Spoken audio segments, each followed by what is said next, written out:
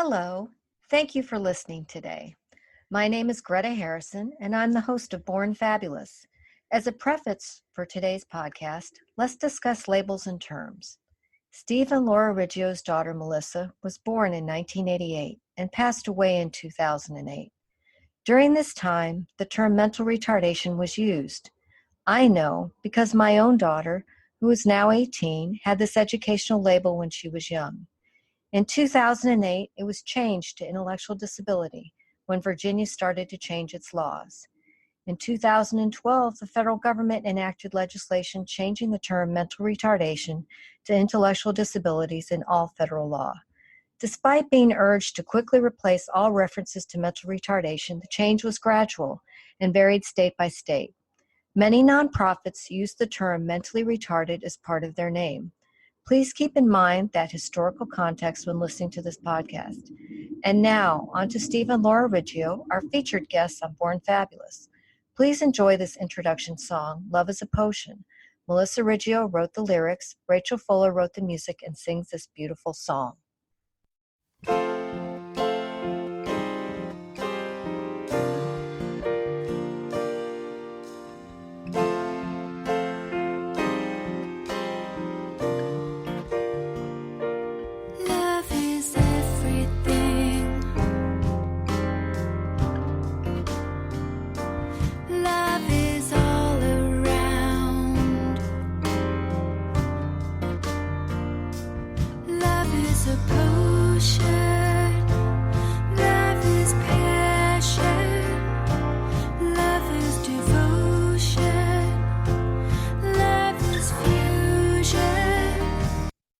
Hello, my name is Greta Harrison. Welcome to Born Fabulous, the podcast where we speak with parents, families, and accomplished individuals who just happen to have disabilities. You are about to hear part 2 of the conversation with Steve and Laura Riggio. They are the parents of Melissa Riggio, a shining star who accomplished more in her 20 years than many do in a much longer lifetime. She was a published author and wrote the lyrics to 2 beautiful songs you hear at the beginning and end of this podcast. She started a social group for her peers. She had the same dreams as her siblings and wanted to drive, go to college, get married, and have children. She wanted a life like yours. Melissa was taken from us too soon in 2008. She had leukemia, but she graduated from high school fully included and received her diploma. She was and continues to be a role model for many, including my family. Her family continues her legacy. There are 4 episodes. I hope you will hear them all. The Riggios have made great changes for all of us and continue to brighten our world every day. And so tell me about Melissa's high school years. Well, her high school years were good. Melissa loved to swim. She grew up doing all the things her sisters, her younger and her older sister did. So she took tap dancing and ballet lessons. She was in all the recitals. Choir. Yeah, she joined chorus at every stage of the public school. She loved to sing. She took horseback riding lessons in the summer, and she wanted to learn to swim really well. And so we gave her swimming lessons with a man that was a Navy SEAL. So she far surpassed better than her mother and father. Yes. Wow. In fact, he had wanted to someday to actually teach her to dive with an oxygen tank and a mask, because she loved being under the water. She was like fearless and determined to learn all the strokes. So for high school, she said she knew my older daughter Laura had been on the swim team. And so I knew that would be like a good way for her to segue in and get to know other kids and be accepted. So, we said that we were going to apply. Unbeknownst to us at the time, the summer before, a whole big discussion took place at the high school because this had never been done before. No child with a disability with Down syndrome was ever on the swim team. And so, but we said that we wanted her on it, and it was, I guess they decided and were told that she would have to be included in it. And so it just turned out that her coach was like amazing. He just really, enjoyed having her on the team. The other kids enjoyed having her on the team. The first year she was on, they were like at some meet, and there happened to be press there for like the other team. And at the end of it, they came over to us and said, we see your daughter swimming. we'd like to do like a story about her. So I think, was it in the Star? A New Jersey paper did a feature of her about being on the swim team, and they interviewed the coach, I guess some of her friends on it, and her. So she was thrilled. So that was a big part of her like social network. But then she also, what else did she do in high school? She started to, she had told us when she was 15, she wanted to have a trainer start coming to the house to train her. And so as a birthday gift, we gave her a trainer. So she got very into health and exercising and eating right. And she met a young woman that actually also worked in the Y named Amy. And they started up a friendship. Amy would take her to the mall. They would do all different things. And Melissa felt she could really just be herself with her. She could be silly and crazy, and Amy could be just as silly and crazy, even though she was a little bit older than her.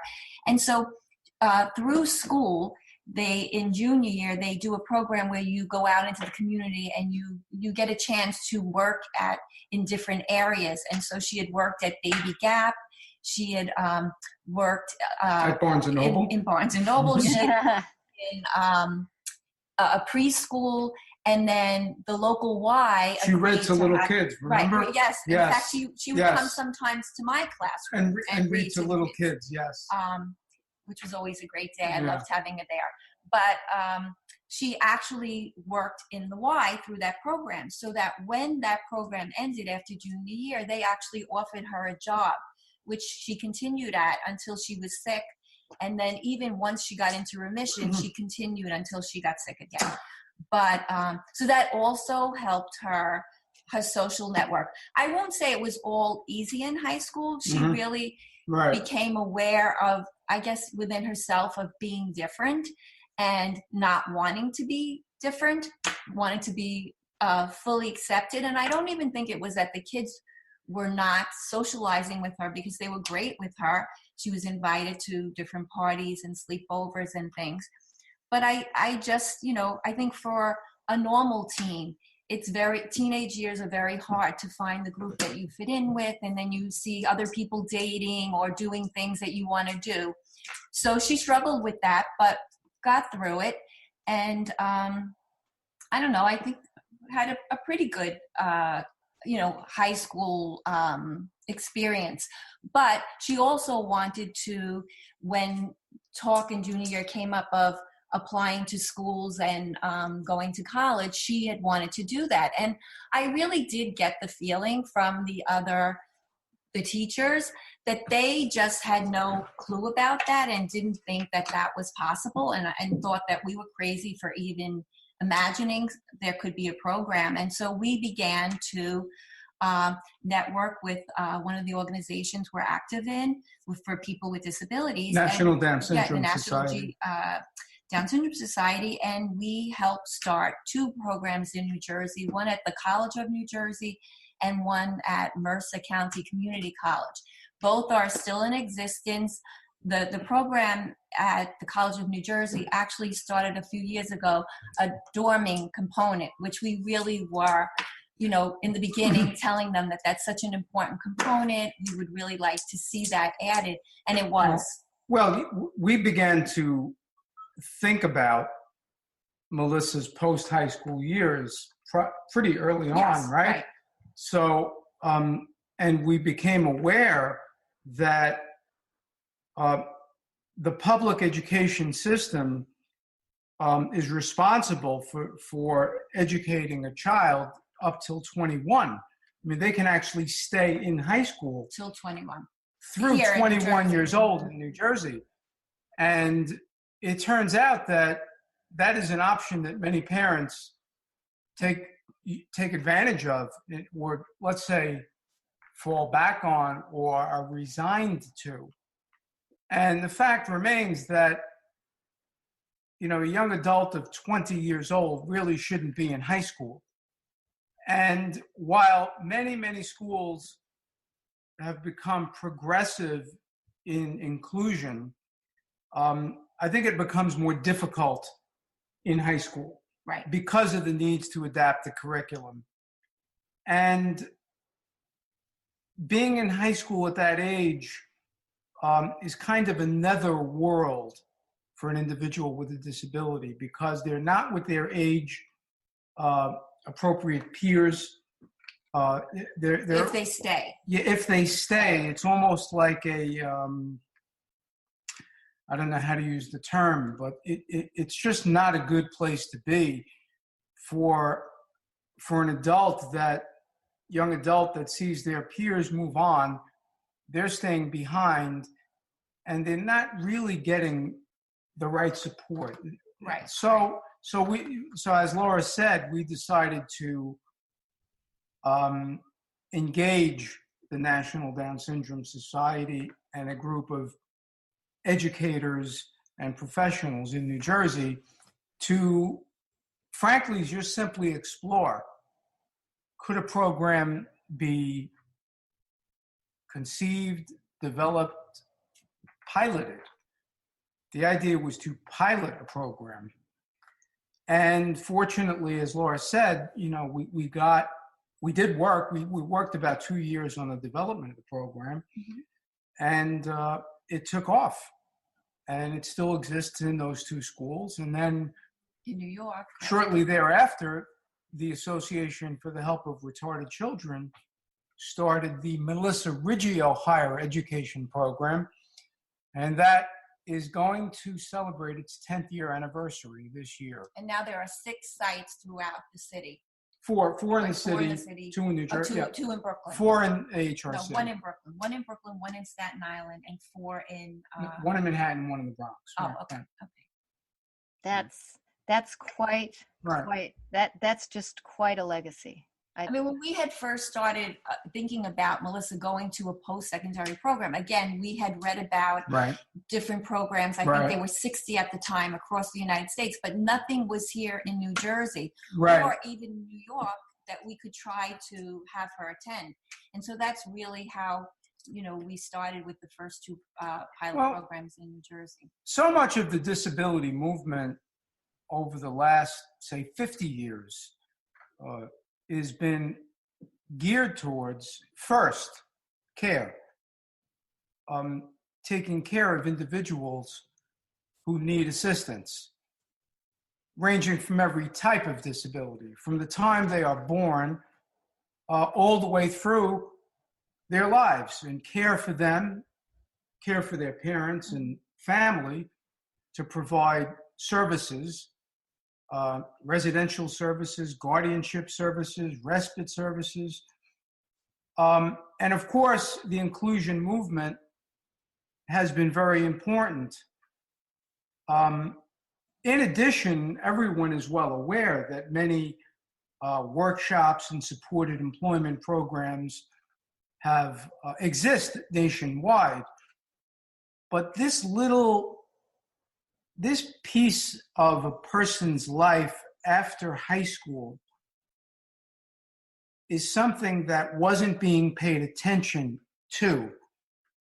And the great thing about this, and our intent, was to open another door for these kids, not just for their intellectual development, but to make them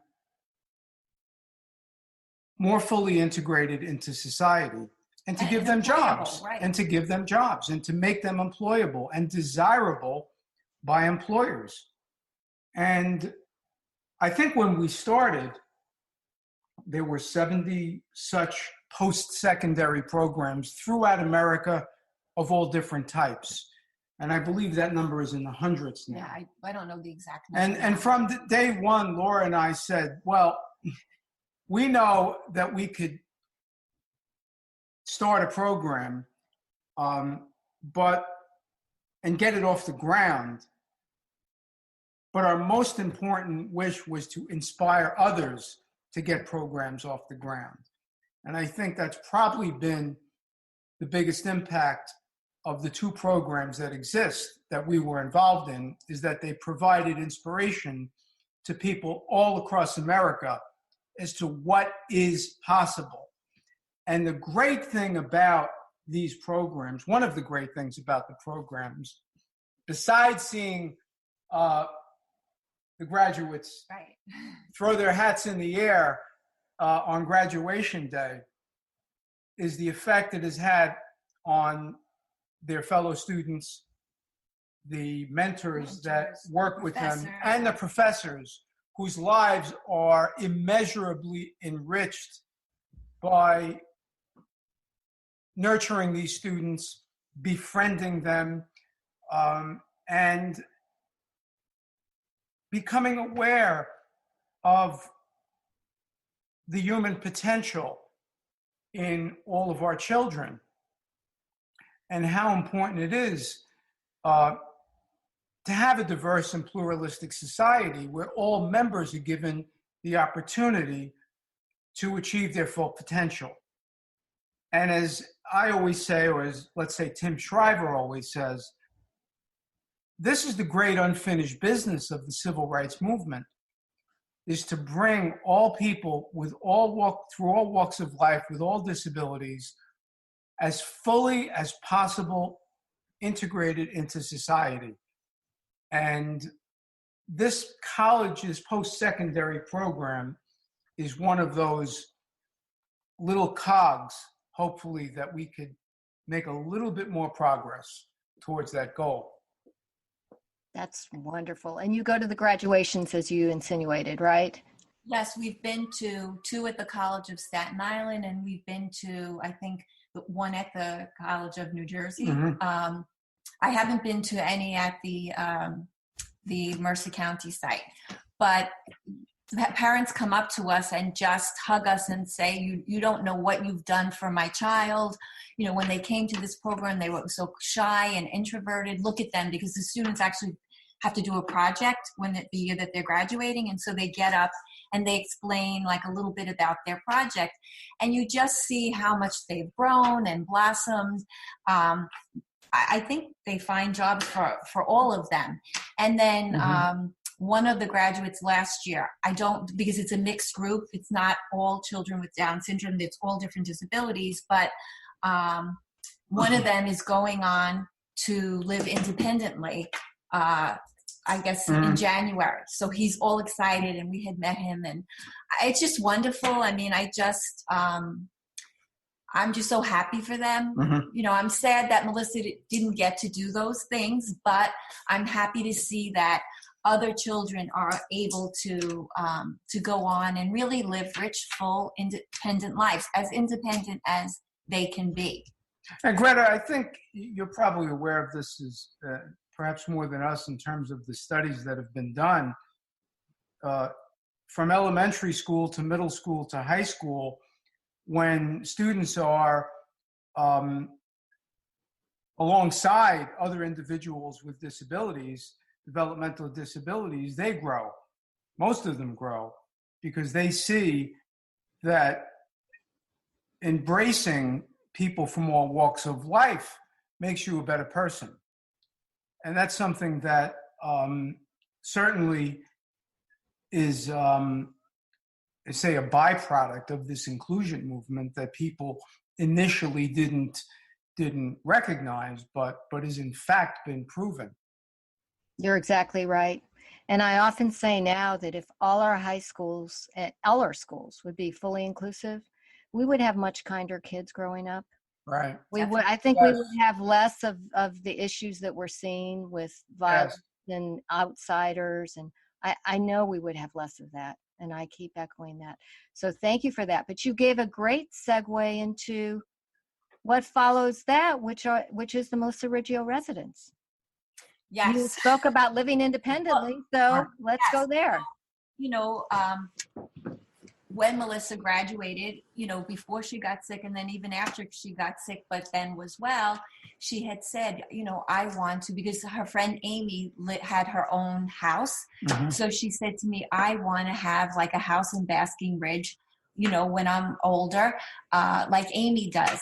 I want to live, you know, alone. So I had said to her, well, you know, like school, when we broke down like the different subjects in little chunks and you attacked each one, so you got through all of them. I said, I think we need to put this in steps. So, maybe eventually you will try living on your own. We have an apartment over the garage that has like a separate entrance. I said, and then if that's works out, then maybe we can try like an apartment, and then see how you do. And if, maybe eventually we'll get you a house, which she was like thrilled. And I really meant that sincerely. I saw that in her future, that she, didn't want to always live at home with us. And I wanted her to be independent. So when she passed away, I remember riding home from the cemetery and passing like a new home that was going up and saying to Steve, gee, Melissa really attained almost all her goals. I wish that she had gotten a chance to live independently. And when we looked at the house, he had said to me, well, maybe we should think about, maybe starting like a group home. So I had told her friend Amy, and she said, it's funny you would say that, but the Y, a couple of years before, an old doctor's family donated his house, and it had fallen into the Y, and it was just like left, so it had fallen into disrepair. So the Y was thinking like what they would do with this house. So we went to the Y and talked to them, saying that we wanted to start a house for people with disabilities to live independently but be overseen. And so we decided that we would make a donation, but that house would be knocked down, and on that ground we would build this Melissa Riggio residence. And so I don't know how many years is it in existence now, like 5 or more. It's a wonderful house. The way it's set up, 4 people live on one side of the house that need to be like higher level of support. A higher level of support. But then on the other side of the house, there's 2 kind of mini apartments. Independent apartments. That the people are independent. Right. One is able to drive and can drive herself to work. The other one Right. has someone take him to work. So we figured this would be a good situation. As it turned out, when they all met, the 2 people that live on the more independent side loved the people on the other side. So they all eat together, socialize together, except during the day, those 2 are independent enough to go off to their jobs, and the other 4 have jobs but are taken, a bus comes and takes them to where they're going or whatever, they're doing. So I don't know, it's really wonderful. Well, we know how difficult the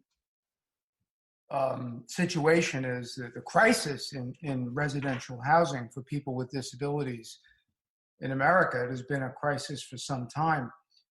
And there doesn't seem to be a solution in sight.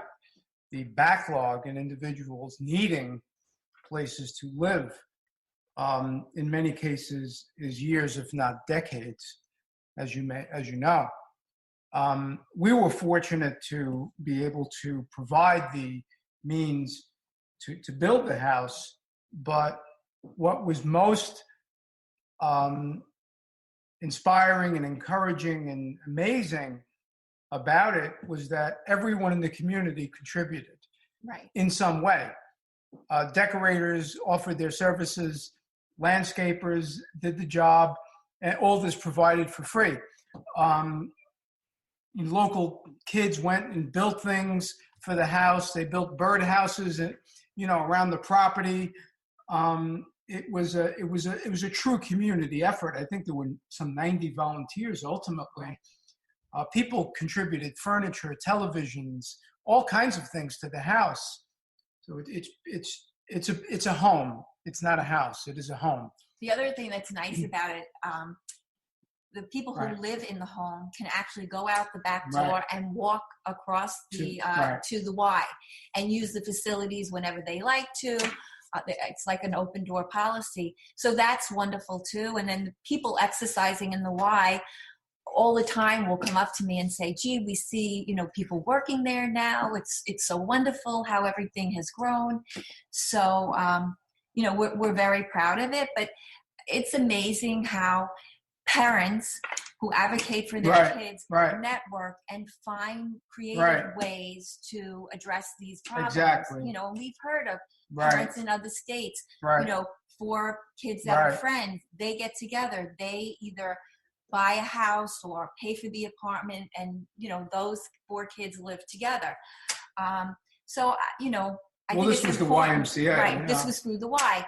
Right. We're hoping maybe other Ys would think about this, or if not starting a group home, at least employ people with disabilities in the Y. Our local YMCA was so embraced this project to such a degree that we were overcome by their support for it. And YMCAs around the country are so tightly integrated and knitted into their community. It just turned out to be a great partner for us. And we just thank them for all that they did and continue to do for those kids. And yes, as Laura said, we hoped it to be like the college program, something that would be catch on. I'm not sure how much of an example that provided, but it certainly was intended to be a kind of seed of an idea for others to copy. Well, I also see this as you being the perfect example of making the world that you want to see. You're making the changes that you want to see. You're doing it yourself. And we all have to do that. If we all do that, think of how many more improvements we could see. So I am so inspired by everything you do. Hello. Thank you for listening to the second episode of Born Fabulous. I hope you enjoyed it and want to hear more. This episode was the second of 4, speaking with Steve and Laura Riggio. To see more about the Riggios, including photos and videos, please go to bornfabulouspodcast.com. You can also subscribe to Born Fabulous and send feedback. Now enjoy this clip of The Ring, lyrics by Melissa Riggio, music and singing by Rachel Fuller.